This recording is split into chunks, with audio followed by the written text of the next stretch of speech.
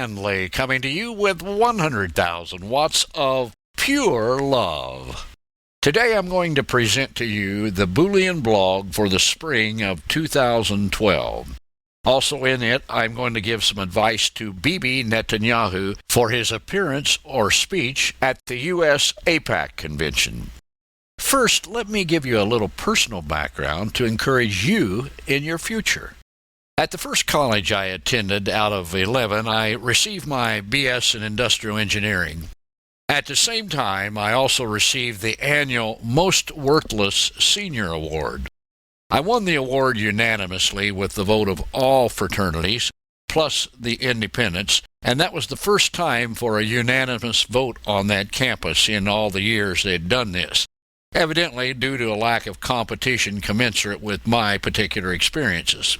But the great good news is that 4 years later, the Mashiach of Israel made me worthy when I was reading in my room at night from the prophet Isaiah, where it said, "Come now and let us reason together, says the Lord.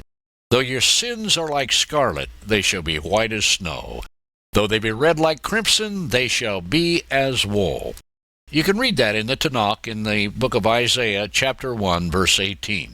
I shared this experience with you because when you are finished listening or reading this blog, you will probably wonder if there's any hope left for planet Earth. My friend, there's always hope left if you know the truth. Here are some areas we will traverse in this and future blogs. The largest wealth redistribution in history, Obama's Muslim Brotherhood and Syrian Sisterhood, Purim 2012, Bibi's major decision, defend or deny, OWS, Occupy World Streets. No, I didn't make a mistake, not Occupy Wall Street.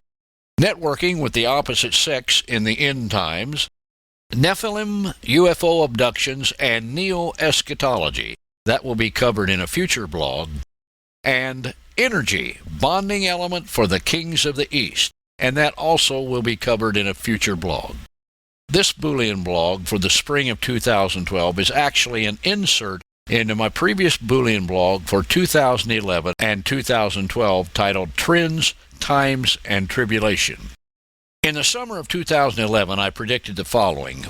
For the rest of this decade, technology will be the predominant driver, both as the underpinning and centroid of influence of, number one, the economy, number two, the eco-protective planet model with green-friendly innovation and regulation, and number three, terrorism. Concerning employment, the three major safe zones in the Western world will be, number one, healthcare, number two, government, including the military and police forces, and number three, education. The Boolean-centric model pictured in the blog was purposely not shown as a peripheral symmetry circumscribing technology because, as represented visually, the three driven modules are paradoxically both, number one, supported and dependent upon the driving force of technology, and two, organically developed as an outgrowth child of technology. Take a look at that diagram model in the blog and you'll see what I'm talking about more clearly. Prediction number one. In the USA, the winner of the November 6, 2012 presidential election will be the one who most effectively convinces the populace that he or she can tackle the three subdomains that are described in the Boolean model: economy, green, and terrorism, while effectively guaranteeing the protection, intellectual privacy, and practice of the technology sectors of public, political, and professional modules of society. The Achilles heel, unknown by the frontrunners at the time that I predicted this in the middle of 2011, and still seemingly unknown by frontrunners in the election, will prove to be cyberspace and the promise by the winning contender to protect and maintain the freedom of use of the cyberspace vis-a-vis the Internet for the following elements of USA society: citizenry, industry, education, healthcare, and government. And to protect these elements from outside international world powers and institutions, in other words, the UN, rogue nations, and intellectual pirates. Prediction number two that I gave. The contender for the U.S. presidency who wins the election will also be the one who most convincingly promises to unwaveringly help and defend Israel. However, there is a caveat. If that person later turns their back on Israel and does not keep their promise, the USA will suffer dire judgment. Also, that president will suffer manifest judgment from God personally. Only recently has there been another person who agrees with my Achilles heel prediction concerning the Internet Cyberspace Security Freedom Alert and its effect upon the 2012 presidential election, and that happens to be Gerald Celente of the Trends Research Institute. This spring 2012 blog that I'm presenting now is actually an insert for my 2011-2012 Boolean blog that I presented in mid-2011. I say insert because the basic tenets of the 2011-2012 blog are as current as ever. This insert is additional information.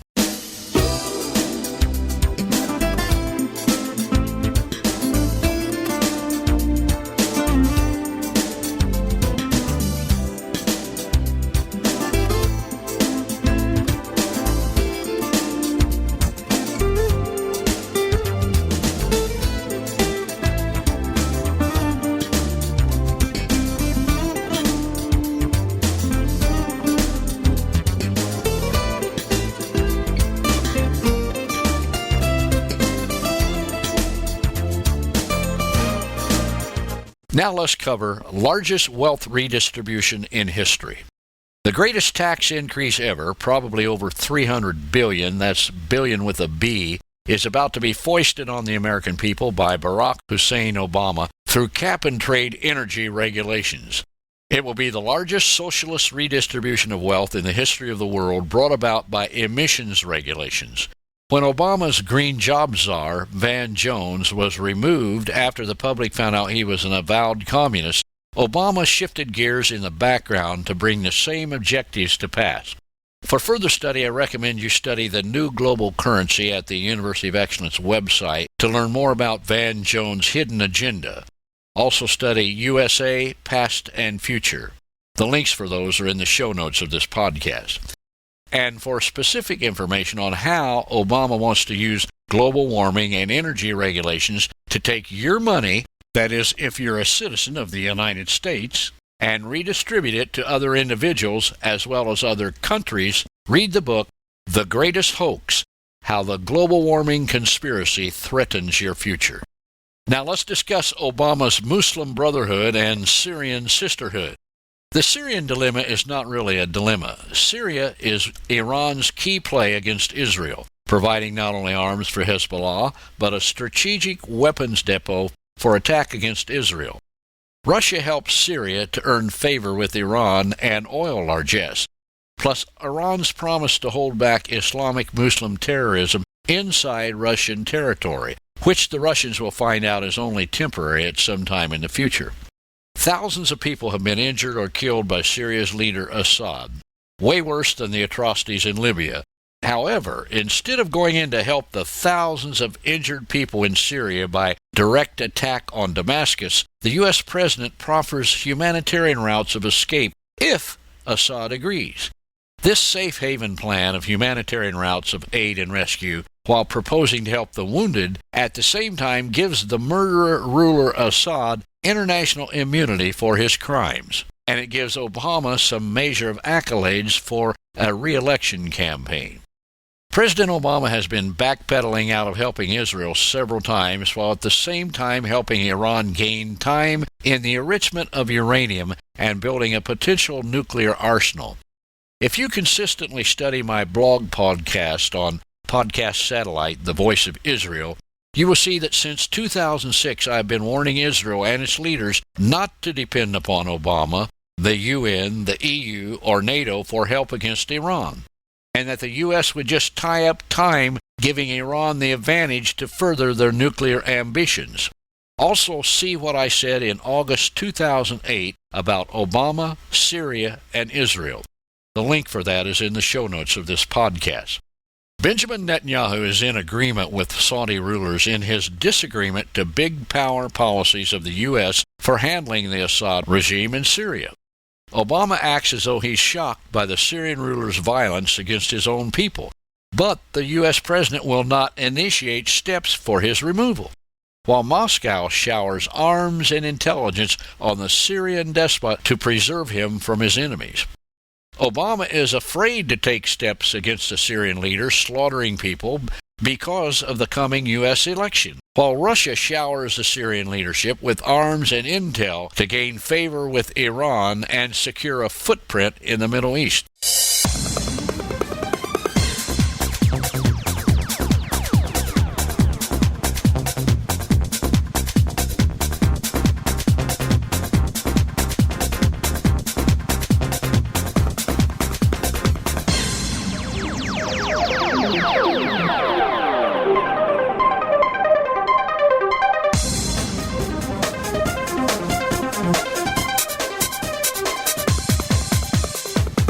Now let's discuss Purim 2012 and Bibi's major decision to defend or to deny. Israel and Bibi's government in particular have been visited by U.S. diplomats to the point of embarrassment in recent days. One of Solomon's proverbs says, "Withdraw your foot from your neighbor's house, lest he grow weary of you, and so hate you." Proverbs 25:17. The USA leaders, Obama in the forefront, not the American populace, are afraid of Israel attacking Iran.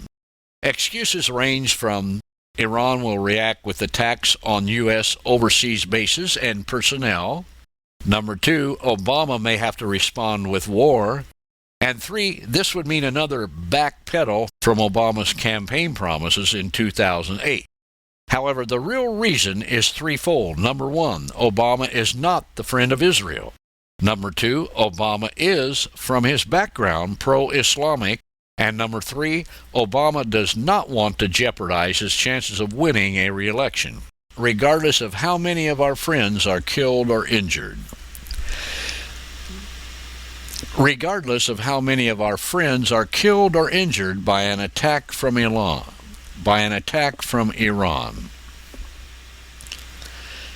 Regardless of how many of our friends in Israel or in the United States are killed from nuclear or terrorist attacks from Iran-based headquarters. See my prophecy of June 18, 2009 concerning Obama and Israel, titled Bibi, Babylon, and Bama, Land for Peace, Petra, and Prophecy. Netanyahu holds White House talks with Obama on March 5, 2012. Also, they will both speak at separate times to AIPAC, the American Israel Public Affairs Committee, on March 4th. Unless Netanyahu holds his cards tightly to his chest before laying down his royal flush, he's going to be tricked by the USA leader. A lot depends upon who speaks first at AIPAC. However, even if Netanyahu speaks first, which gives Obama a chance to counter, he must defend Israel's right to not only exist, but to defend herself. My advice to Benjamin Netanyahu at AIPAC is this: let history and the Tanakh be your guide. Defend Israel and Jews everywhere. Defend freedom everywhere, and speak from your heart. Now, the Jewish holiday Purim begins in the evening of Wednesday, March 7, 2012, and ends on the evening of Thursday, March 8, 2012. That is the 14th of the Hebrew month Adar. Purim in 2012 occurs in between the March 5th meeting of Netanyahu and Obama and the March 8th date selected by the FBI to shut down Internet servers still infected with the notorious DNS changer Trojan virus. As of the 1st of February, the DNS changer Trojan was still active on computers at half of Fortune 500 companies, as well as on PCs at 50% of federal government agencies. Although not probable, this shutdown could be critical and dangerous for both the USA and Israel, as it could affect or be used concurrently with cyber hacking to deter or cause confusion among military, first responder, and emergency communications. Also, I would challenge you to pray for protection for Israel during Purim. By the way, for a full account of Purim and its history, read the book of Esther in the Tanakh, or the Hebrew Old Testament. You may also read my study on Esther and Purim at Israel, Replacement Time in Leadership, Preparing for War with Iran. And the link for that is in the show notes of this podcast. Now let me cover OWS, Occupy World Streets. No, we did not make a mistake. Occupy Wall Street has mutated. OWS has duplicated into larger, more frequent, and geographically diverse demonstrations. And it is not going to slow down. It may even turn out in the USA to be a feeder for the National Defense Authorization Act of 2012 signed by President Obama. This act just went into effect on March 1st. It is the first time since the Civil War that the military can be used for law enforcement. The act includes provisions that would allow for the indefinite detention of American citizens without any recourse to legal interventions or civil rights if accused of a belligerent act or any terror-related offense. The term belligerent act could be a broad term, the interpretation of which would be highly subjective. Also, the act seems to be in direct opposition to the Bill of Rights. Several legislators are attempting to clean up the terminology and provisions of this act. If not accomplished, it could be a milestone against free speech and the right to assembly by USA citizens. As for the worldwide implications of the mutating OWS movement, you may begin to see more chaos and rioting with severe injuries on both sides, especially when fueled by economic conditions. Read my specific regional prophecy that I gave in 2009 at the University of Excellence. You can see the show notes for that in this podcast.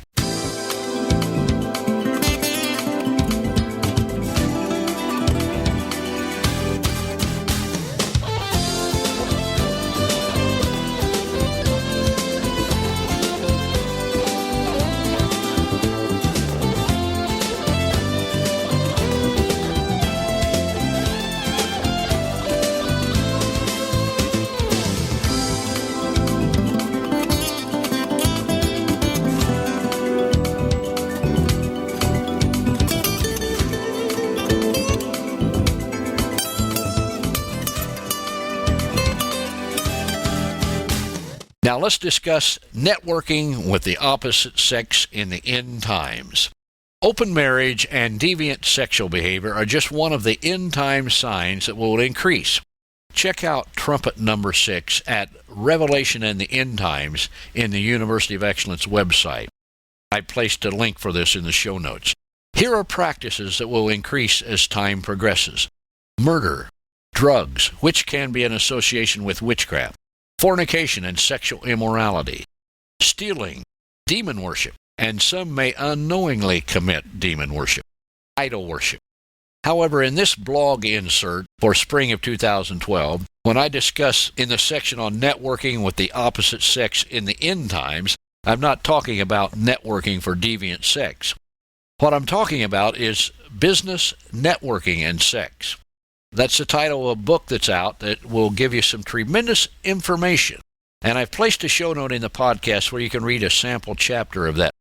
If you want to be more productive, make more money, and negotiate more successfully in the coming years, then you're going to have to learn how the other sex, other meaning the opposite gender, thinks. Over a 4-year period, 25,000 people participated in this study.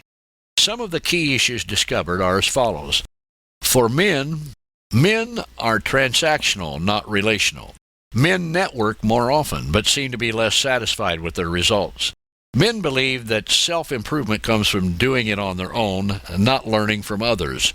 Men build credibility by stating their credentials, contacts, and successes. While women are different. Women are all about the relationship, not the transaction. Women network less often, but network longer and are more satisfied with their results.